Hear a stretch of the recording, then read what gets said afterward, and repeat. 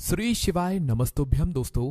आप सभी लोग जानते हैं 22 जनवरी को अयोध्या में राम मंदिर का उद्घाटन होने वाला है, जिसके उपलक्ष्य में दोस्तों सभी लोगों के घर पर पीले चावल भिजवाए गए हैं। पीले चावल के साथ में ध्वजा भी भिजवाई गई है, साथ ही में भगवान राम जी का आशीर्वाद भी पहुंचाया गया है।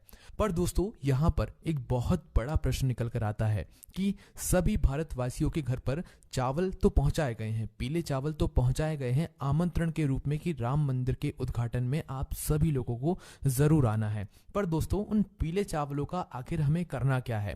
देखिए, कई सारे लोग ये बात भी कहेंगे कि भाई हमारे पास तो बहुत ही कम चावल के दाने आए हैं। कुछ लोग ये कहेंगे भाई हमारे पास तो भरपूर मात्रा में चावल के दाने आए हैं, मतलब निमंत्रण स्वरूप आए हैं। ठीक है, तो भाई अब ये प्रश्न निकल कर आता है कि भाई इन पीले चावलों का आखिर हमें करना क्या है। दोस्तों ये बात आप सभी लोग भी जानते हो कि पंडित जी भी कितने सारे उपाय बताते हैं जो कि अक्षत से जुड़े हुए होते हैं, चावल से जुड़े हुए होते हैं, है ना।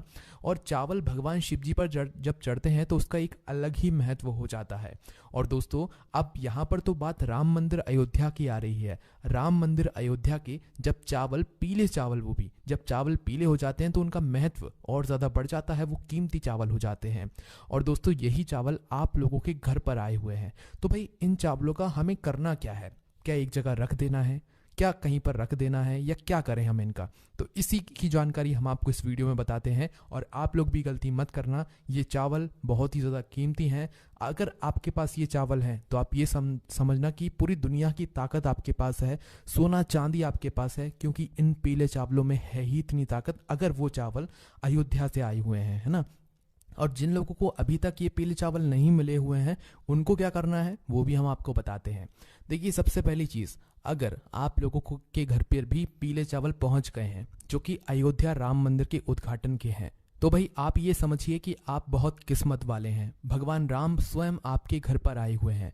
ये बात आप सभी लोग जानते हो कि 22 जनवरी को जो हमें आमंत्रण के लिए पीले चावल दिए गए हैं, और हम उस आमंत्रण के अवसर पर जो है सीधा राम मंदिर अयोध्या नहीं जा सकते, क्योंकि 22 जनवरी को इतनी ज़्यादा संख्या में लोग अगर जाएंगे तो वहाँ पर व्यवस्थाएं पूरी बिगड़ जाएंगी। क्योंकि आप सभी लोग जानते हो कि करोड़ों लोग वहाँ पर जा सकते हैं, पर हमारे देश के प्रधानमंत्री जी ने वहाँ पर जाने से अभी फिलहाल मना किया हुआ है।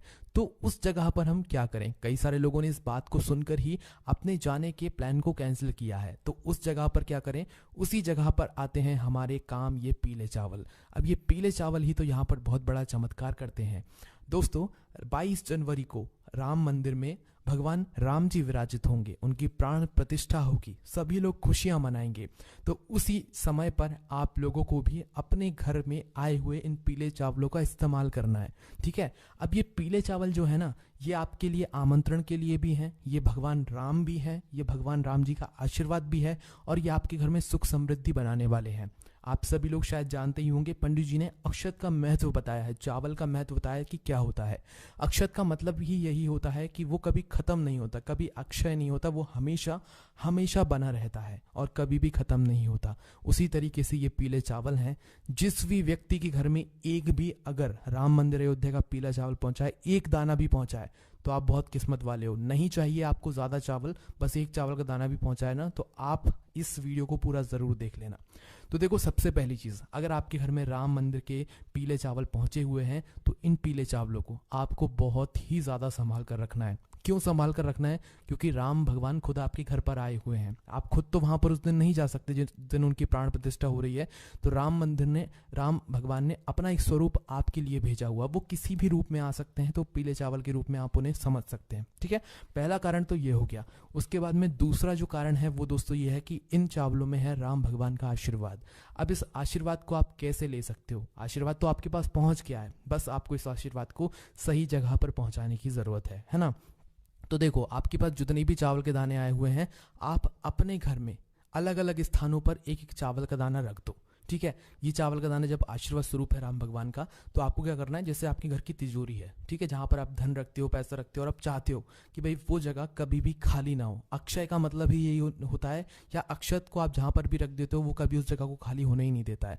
और जब राम भगवान के चावल हो, राम भगवान के आमंत्रण के चावल हो, तो भाई फिर इससे अच्छी बात और क्या हो सकती है। तो अपना एक चावल का दाना, या ज्यादा मात्रा में हो तो जितने चाहो आप उतने रख सकते हो, पर हम आपको कम से कम बता रहे हैं क्योंकि कई सारे लोगों को कम से कम दाने भी यहाँ पर मिले हुए हैं।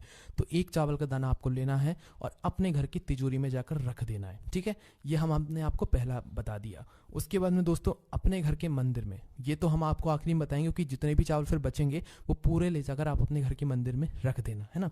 तो पहला आपने अपने जो है यहाँ पर जो आपकी तिजोरी होती है वहाँ पर रख दिया।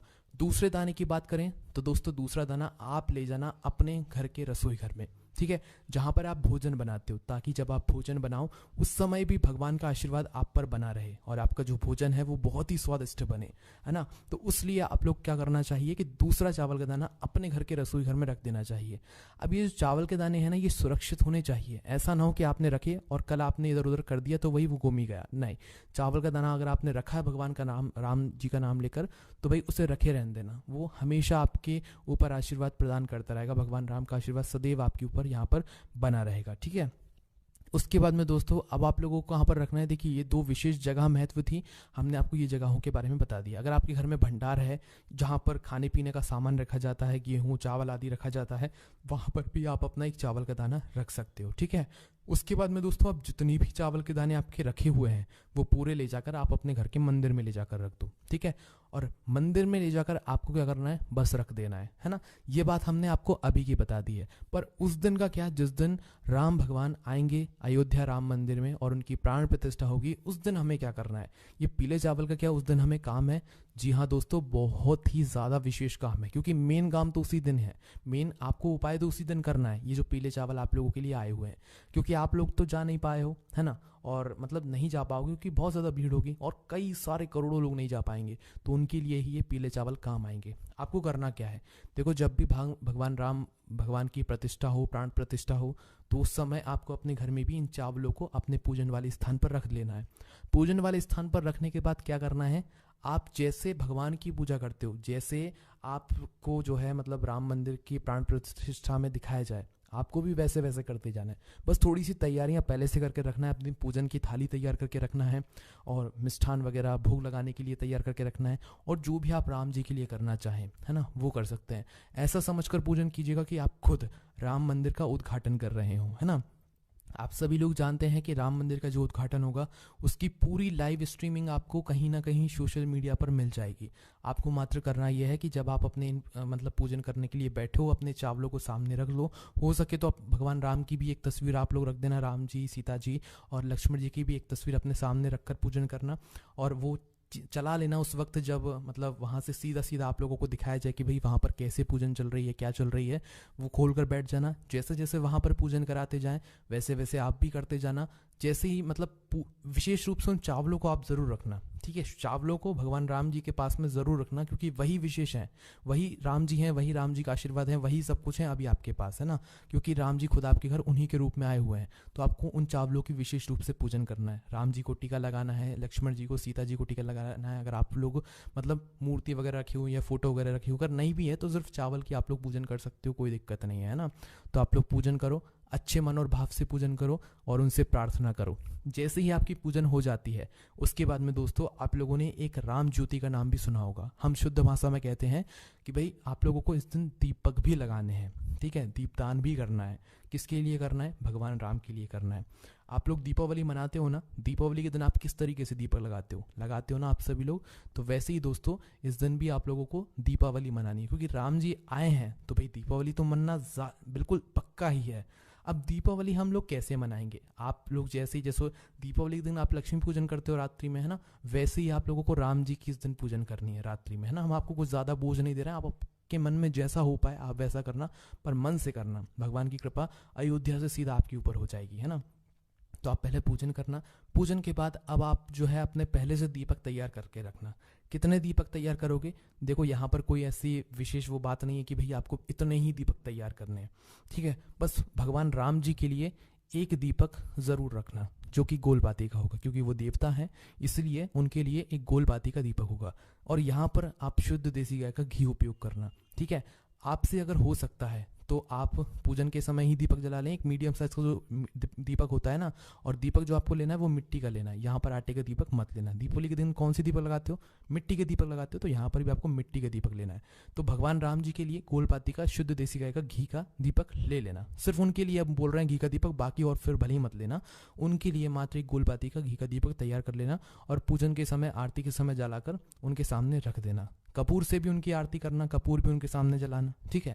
उसके बाद में दोस्तों, अब आप लोगों को अपने घर पर भी तो दीपक लगाने हैं। दीपावली के दिन आप मतलब भगवान की पूजन करने के बाद पूरे घर में भी दीपक लगाते हो ना, तो आप लोग क्या करो, आपकी जितनी क्षमता हो मिट्टी के दीपक लेना, मीडियम साइज के दीपक लेना, नए दीपक लेना हो सके तो, और उन दीपकों में लंबी बाती रखना, ठीक है। यहाँ पर गोल बाती मत रखना, लंबी बाती रखना, है ना। लंबी बाती रखकर आपके पास जो तेल हो वो उनके अंदर डाल लेना। डालने के बाद देखो, विशेष रूप से हम कुछ स्थान बता रहे हैं, बाकी आपकी जो मर्जी हो आप उस जगह पर दीपक रख सकते हो। सबसे पहला स्थान है दोस्तों, आप अपने घर के रसोई घर में जाकर पहला दीपक रख दो, ठीक है।